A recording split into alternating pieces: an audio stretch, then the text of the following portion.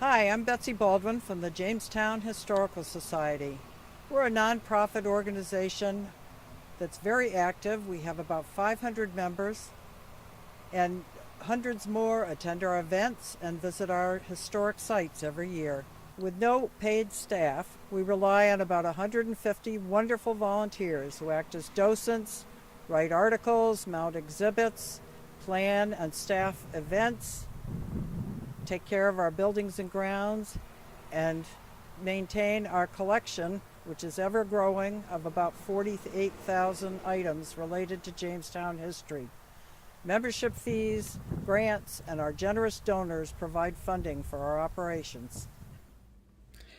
We sponsor speakers, outings to historic sites, and well attended fundraising events, including a gala evening at the Windmill and an annual tour of 3 or 4 historic island residences. During COVID, we held a farm tour to keep people outside and safe.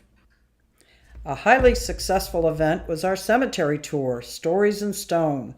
Costume volunteers told the story of 8 past residents: a lighthouse keeper, ferryman, teacher, temperance activists, farmers, and descendants of former enslaved Black and Indigenous people. The JHS was founded in 1912 to restore the Jamestown windmill. During the Revolutionary War, the landowner where an old windmill was located sided with the British. At the end of the war, he fled Rhode Island and the state confiscated his property. In 1787, the state granted Jamestown a half-acre of the land for a new windmill. It was built at once and operated until 1896. The windmill filled a critical role in the early agricultural community of 500 people, milling grain, primarily corn, for home consumption and the growing commercial market in Newport. Free and enslaved labor worked for farmers to grow the grain. Enslaved Black and Indigenous peoples comprised 1/3 of Jamestown's population at one time and were essential to Jamestown's economy. The windmill is a 3-story octagonal structure with a domed cap or bonnet. The bonnet can be rotated to turn the sails toward the wind. Visitors can climb to the bonnet to see the machinery that turns the millstone. The views of the bay and the bridge are spectacular from the top. Signage and displays explain the history and technology of the mill, and our docents can answer questions. Our website has a free booklet you can download. The windmill is open every Friday, Saturday, and Sunday from 1 to 4 from late May through mid-October, and it's free. Windmill Day happens one Saturday each July when we raise the sailcloths, and if there's enough wind, the arms turn and internal machinery goes into motion. There are tours of the windmill and the nearby Friends Meeting House. We have live music, an art table, old-fashioned games, and refreshments. In 2022, we had an art installation of thousands of crocheted poppies. In 2023, we mowed a labyrinth into the grass. It's great fun for the whole family. Admission is free and all are welcome. Most early Jamestown residents of European ancestry were Quakers or Friends. In 1734, they moved an original 1710 meeting house from further north on the island to a site adjacent to the windmill. During the Revolutionary War, most Quakers left the island. The British used the meeting house, probably as a hospital. It was destroyed when they left. In 1786, the congregation built the current building at the same time as the windmill. It's a simple, unornamented shingle building. The Quaker community, whose membership waxed and waned over the years, transferred ownership to the meeting house to the JHS in 1997, with the provision that the building would be open for the Connecticut meeting to worship during the summers.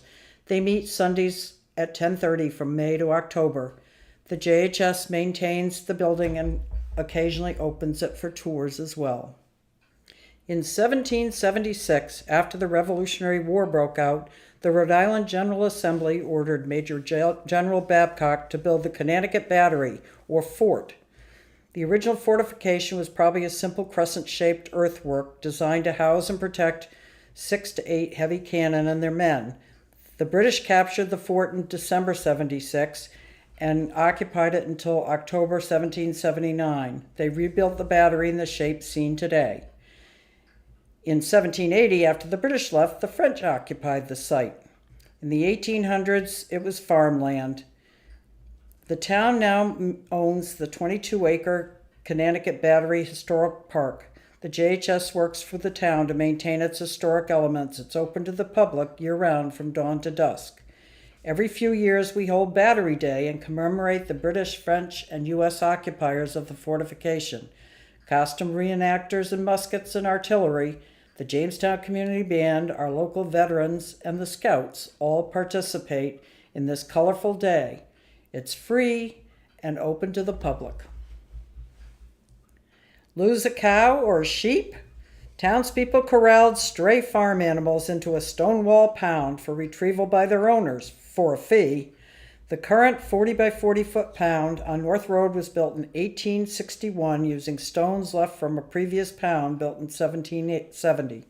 The Scouts restored it for the JHS. It's one of the best preserved of the 11 pounds remaining in Rhode Island. The JHS Museum on Narragansett Avenue occupies a one-room primary schoolhouse built in 1885 at another site. It was moved to the current location and served as the town library beginning in 1898. In 1971, when the current library was built, the JHS signed a long-term lease with the town to use it as a museum. The JHS refurbished the building inside and out, adding a handicap ramp, insulation, and new HVAC. Each spring, the JHS presents a new exhibit in the museum for the summer. In 2023, we mounted an exhibit about the Jamestown ferries. In 2024, the exhibit covers Jamestown's businesses and the changing economy over the years.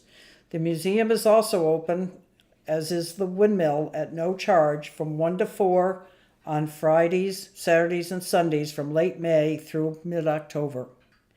The museum sells books on Jamestown history written by several of our members and other items in our museum store inside the museum. We hope you'll all come visit.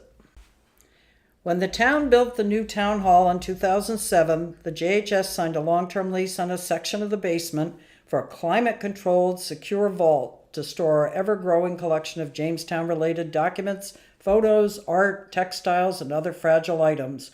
Vaultarians use workspace and computers outside the vault to enter data into our online database that's available for search on our website. They also do research and answer questions about Jamestown history. For more about our programs, exhibits, outings, events, our sites, and our large collection, go to the website, jamestownhistoricalsociety.org. We invite everyone to stop by and visit the museum, the battery, the windmill, and the pound.